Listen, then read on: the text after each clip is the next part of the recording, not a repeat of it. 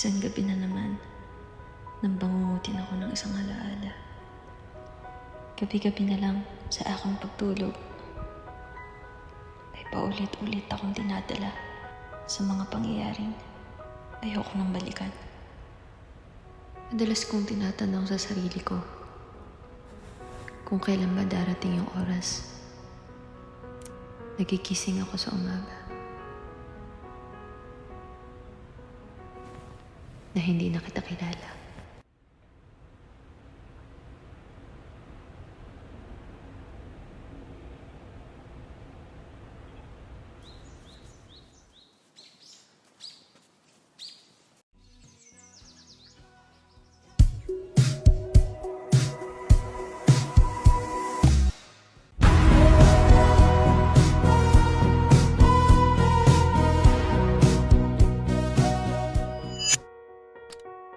Ay, mahal. Busy ka ba? Miss na kasi kita eh. Date tayo? Mahal, sorry. Dami kasi namin kailangang tapusin dito sa office eh. Hayaan mo, babawi ako sa'yo.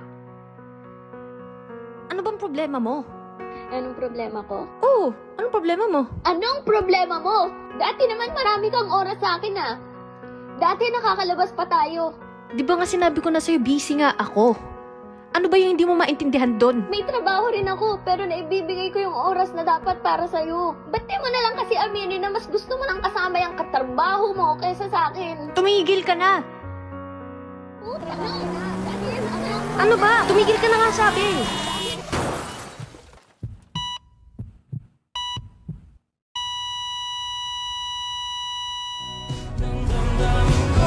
Ay, mahal.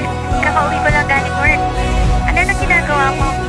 Mahal, nagluto ako ng favorite mong pagkain, oh.